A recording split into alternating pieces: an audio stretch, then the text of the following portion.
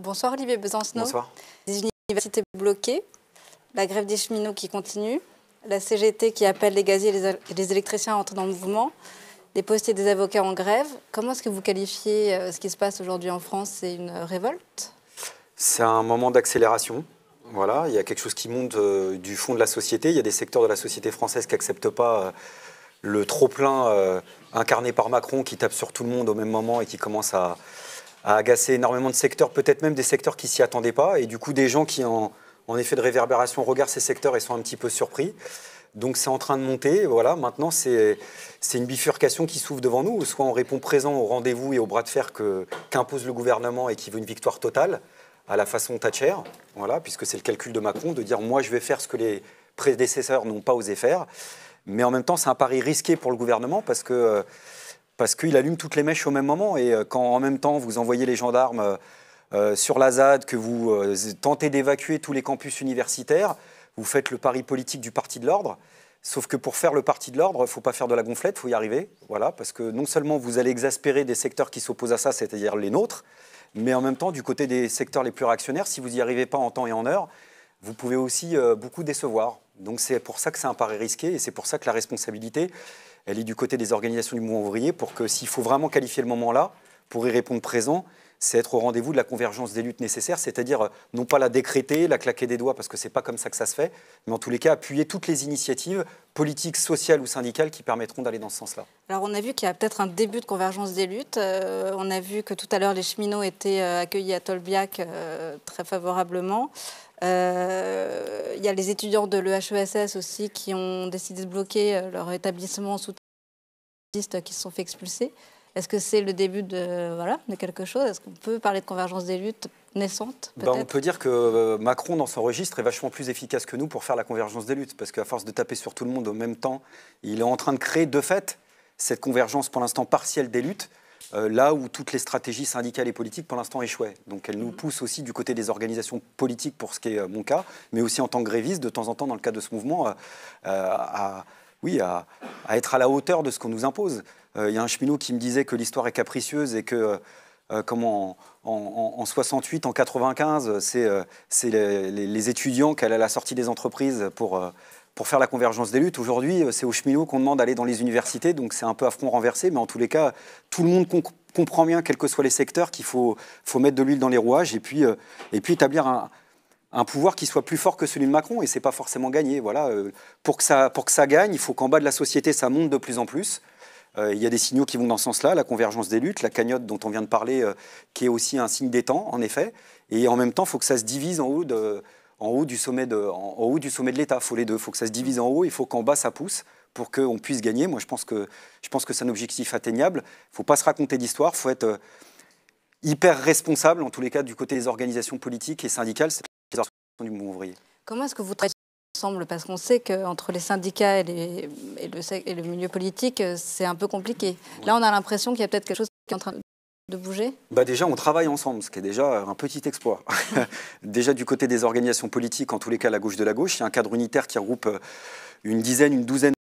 On a fait des conférences de presse, on a été soutenir les cheminots à la veille de la grève à Gare de Lyon, on est à la gare de Voincourt, on a appelé ensemble au 22 mars. Ce cadre, il est maintenu, on a fait une réunion unitaire pas plus tard où François Hollande et quelques-uns de ses amis sont venus présenter l'appel qui avait été présenté à la Bourse du Travail pour une manifestation le 5.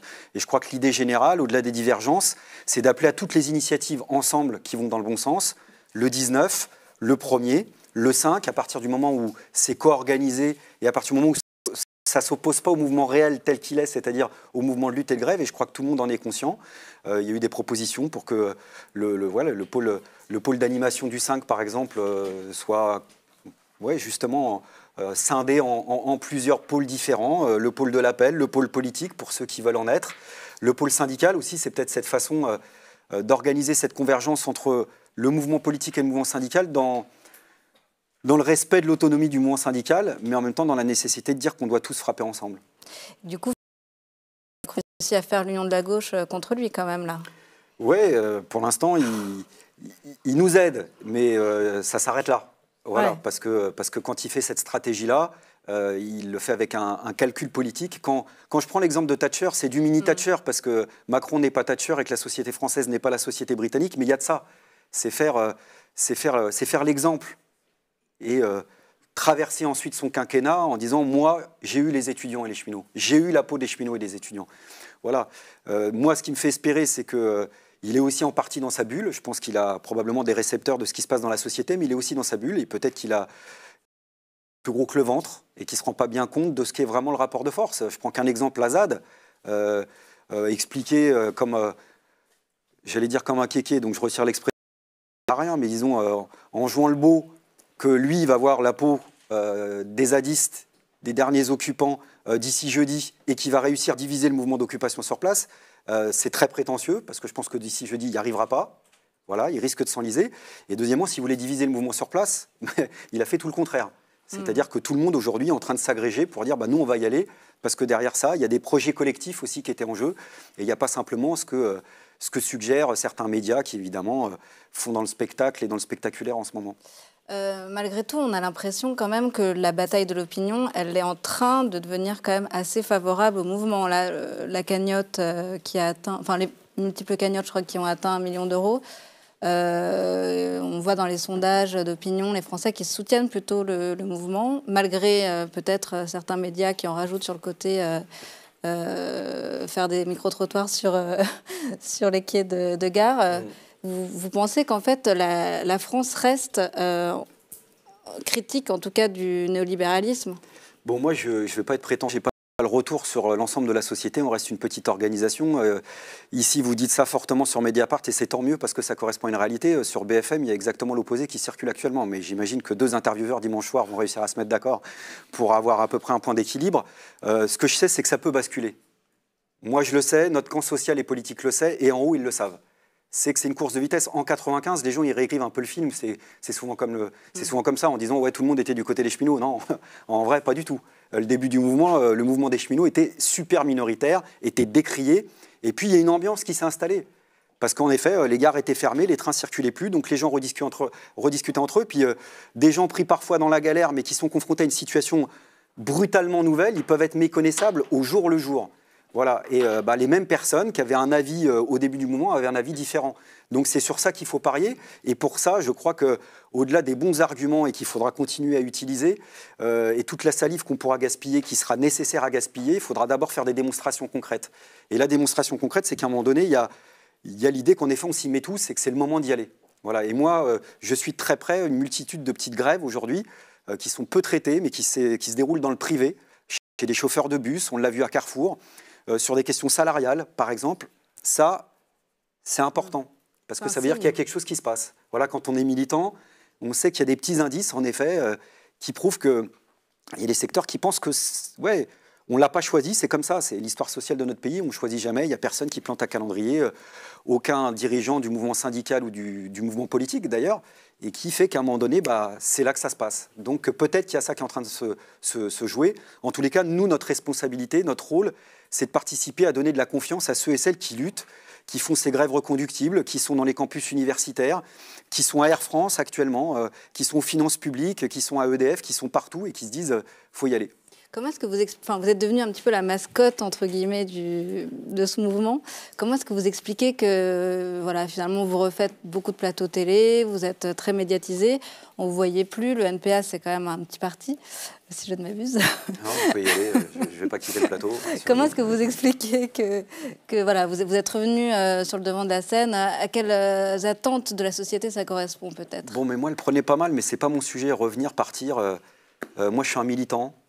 Je milite toute l'année et heureusement d'ailleurs pour l'avenir de notre pays, tout le rapport de force social et politique ne se déroule pas que devant les caméras, pour le bien de tous, et je le dis franchement. Donc voilà, et je ne suis pas la mascotte et il n'y a pas de mascotte pour ce mouvement, et tant mieux. Tant mieux. Je pense que justement, un des acquis d'ores et déjà de ce mouvement, c'est d'avoir remis tout le monde d'équerre, à sa place. Ni plus, ni moins. Ni plus, ni moins. Ça veut dire qu'il n'y a pas besoin de chef. Il n'y a pas besoin d'un leader suprême, ni moins, ça veut dire qu'on a besoin de tout le monde. Et que tout le monde mette de l'huile dans les rouages. Au niveau politique, ce n'était pas forcément gagné. Pour l'instant, c'est en train de se faire. Il y a encore pas mal d'obstacles devant nous. Mais si en effet, on peut donner la visibilité au fait qu'on est ensemble le 19, qu'on est ensemble le 1er, ensemble le 5 et toutes les initiatives qui tomberont, on aura réussi à faire ce qu'on n'a pas été foutu de faire, par exemple, sur la séquence de la loi travail. Vous avez, je ne sais pas si vous avez évoqué la manifestation du 14 avril à Marseille. Vous allez y aller, enfin, vous avez reçu une lettre de Jean-Luc Mélenchon aussi. Alors moi, évidemment, je lui ai répondu aussitôt, parce qu'en tant que postier, on est toujours sensible à un courrier, on le traite évidemment de façon tout à fait solennelle. Et je prends très au sérieux l'initiative de Marseille et je compte sur son succès, puisque nos militants, entre autres, y sont et que ça fait partie de ces étapes extrêmement nécessaires. Et c'est aussi un indice de ce qui se passe régionalement, pas qu'à Marseille, d'ailleurs, dans une multitude d'endroits. Moi, il se trouve qu'en l'occurrence, c'est ce que j'ai répondu à Jean-Luc Mélenchon, qui participe à cette manifestation unitaire. Moi, je travaille jusqu'à 13h à Paris, donc je ne pourrais pas être dans les rues de Marseille, mais de tout cœur, j'y serai, bien entendu. Quel est votre objectif au final? C'est de faire tomber Macron, de faire que le projet de loi... Obtenir une victoire. Laquelle, ce serait évidemment que la réforme de la SNCF parte. Ça peut être aussi autre chose. Vous savez, comment dire, je ne sais pas, parce que justement, vous savez, le sentiment de victoire sur un moment donné, là où le rapport de force se cristallise, on peut aussi avoir des surprises devant nous, parce que le gouvernement rempile une succession de sujets aujourd'hui qui fait que le sentiment de victoire ou de défaite, ça se fait sur des trucs parfois inattendus. Mais là, ça se noue sur la réforme ferroviaire. Et ce dont on a besoin, et tous ceux qui nous regardent, et notamment les militants politiques, je vous dis, quels que soient nos désaccords, on a en commun d'avoir besoin d'une victoire. On a pâti tous autant qu'on est de 15 ans de défaites sociales. Or, les défaites sociales, elles ont des répercussions politiques, quelles que soient les stratégies des uns et des autres, quelles que soient les tactiques des uns et des autres. Il y aura une reconfiguration politique en fonction de la séquence sociale qui est en train de se nouer. C'est pour ça que c'est une séquence sociale et politique. Donc les bases d'appel des différentes initiatives, c'est un ingrédient des deux, parfois avec plus de social, plus de politique. Mais moi, je crois justement à cette fusion entre le social et le politique. Je ne crois pas pour ma part au fait que la politique, c'est quelque chose de réservé aux cénacles institutionnels. Et le social, ce serait simplement dire non dans la rue. Ben non, je crois que dans la rue, dans les mouvements de contestation actuels, il y a beaucoup de politiques, de projets alternatifs. L'ASAD, c'est un des meilleurs exemples qui le prouvent, qui sont en train de voir le jour. Vous êtes toujours postier 4 jours par semaine. Vous êtes je suis au guichet. À 90%, ouais, au guichet. Vous avez vu les effets du changement de statut de la Poste. Qu'est-ce que c'est précisément? À la fois vu de l'intérieur et aussi pour les usagers, pour que les gens comprennent bien. C'est un très bon exemple que vous prenez. Ce n'est pas simplement qui me parle, mais parce que si on prenait le temps de faire simplement le bilan de ce qu'a été le fait que la Poste passe en société anonyme à 100% capitaux publics, ce qui est exactement ce qui est en train d'arriver à la SNCF, on verrait à quel point le diktat de la rentabilité est désastreux pour tous les usagers.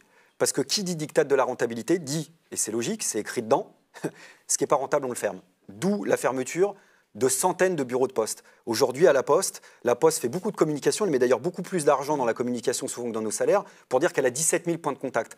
17 000 points de contact, c'est un faux emballage commercial et publicitaire. Point de contact, ce n'est pas un bureau de poste. Ce n'est pas un bureau de poste qui est ouvert toute la journée et qui offre l'entièreté des prestations, que ce soit pour le courrier ou pour l'épargne.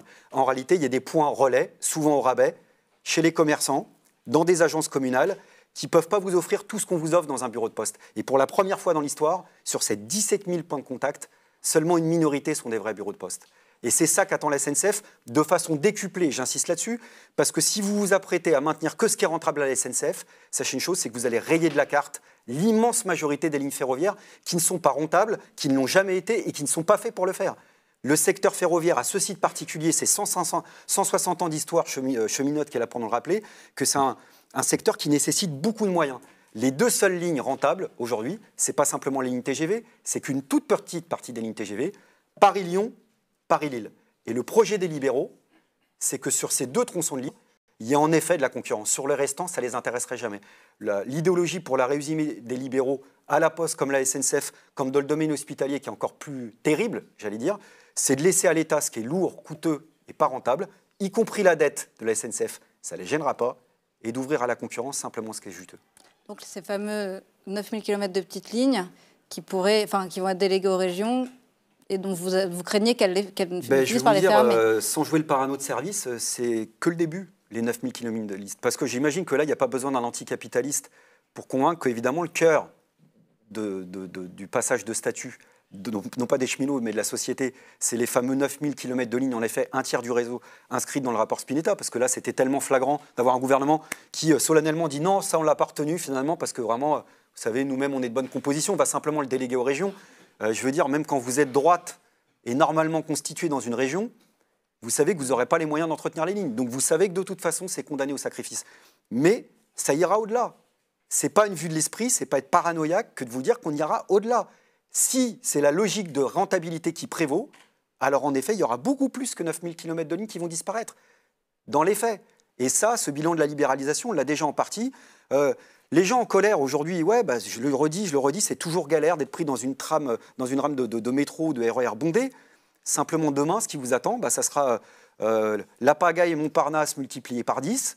Ce sera des drames comme c'est intervenu à Brétigny-sur-Orge en 2013, parce que pour que les lignes, il y ait de la maintenance, bah, faut qu'il y ait des gens qui fassent de la maintenance. Tout ne se fait pas sur l'informatique. Je termine en revenant à la Poste. Quand vous n'avez plus d'êtres humains derrière les ordinateurs, bah, vous avez des bugs. Lundi, nous, on avait eu un méga bug. Alors là, pour une fois, on en a parlé dans la presse, mais des bugs à répétition, on ne peut plus faire les prestations, on en a souvent. Pourquoi? Bah, simplement parce qu'il n'y a plus d'individus derrière les ordinateurs. Et on nous empêche même de faire à la main ce qui, encore il n'y a pas si longtemps, on était capable de faire. Pour en revenir juste à la SNCF, Nicolas Hulot, on n'entend pas. David Cormon lui a adressé un message la dernière fois, je crois que c'était à la gare de Lyon. Vous avez essayé de le contacter ou... Non, je n'ai pas sa ligne directe. Et puis malheureusement, je pense que Europe Écologie Les Verts a été entendu parce que malheureusement, il a répondu en disant qu'en gros, bah, c'était une bonne idée, quoi. Globalement, bah, comment dire, ne serait-ce que du point de vue écologiste, dire que le passage de la société SNCF en société anonyme, qui s'apprête donc à fermer des lignes ferroviaires, d'un point de vue écologiste, c'est positif. Soit il a une baguette magique insoupçonnée, soit franchement, il est malheureusement dans ce moule qui est celui du gouvernement. Parce que tant qu'on ne mettra pas tout ce qui est transporté actuellement sur les routes, sur les rails, je fais le dessin à personne, on ne va pas lutter contre le réchauffement climatique, on va l'aggraver. Donc c'est un projet de société quand même qu'on est en train de préparer avec cette lutte autour de la SNCF quand même. Oui, c'est-à-dire que là, c'est un espèce de condensé de tout ce qui nous attend pour demain, en termes de droits sociaux, en termes de services publics. Et j'adore cette formule qu'un cheminot ou une cheminote a prononcée. Moi, je ne défends pas mon statut, je défends l'intérêt général. À Voincourt, il y avait un cheminot, et c'était super émouvant, qui avait plusieurs enfants, qui a pris la parole, qui a dit « Moi, je fais 36 jours de grève. Et je ne roule pas sur l'or. » Il dit « J'aurais même dû rajouter que j'en fais 72 parce que ma femme est cheminote. Mes enfants vont bouffer des pâtes, mais ils savent pourquoi. Ils ne le font pas pour nous, ils ne le font pas pour notre intérêt particulier, ils le font pour l'intérêt général. Alors des fois, il faut sortir un tout petit peu le nez du guidon, comprendre, quand on est usager, qu'on est aussi des travailleurs, comme ça a été dit sur le plateau d'avant, et qui défendent non seulement un intérêt de classe commun, mais aussi une certaine idée de la société et du service public ferroviaire. D'accord. Sur juste une dernière peut-être question sur la question des moyens, de la forme de mobilisation. Donc là, vous êtes engagé plutôt sur des marches ou des manifestations. Est-ce que il y a certains qui pensent, notamment la France Insoumise, qu'il y a seulement une grève massive qui peut faire plier le gouvernement? Est-ce que vous êtes sur cette ligne?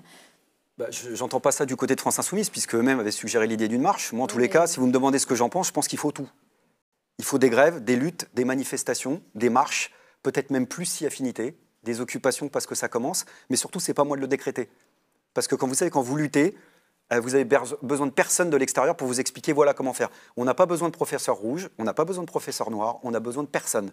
On est grand, on est adulte, on sait comment on fait. Chaque génération, chaque situation, chaque séquence sociale invente ses propres modalités d'action. Celle qui nous attend, elle n'en est qu'au début, elle en inventera de nouvelles. Notre responsabilité, c'est de dire « vous avez raison » et pas bégayer pour dire « vous avez raison, faites-le » et nous, on est là pour contribuer à vous donner confiance. D'accord. Merci beaucoup Olivier Besancenot de venir à Mediapart.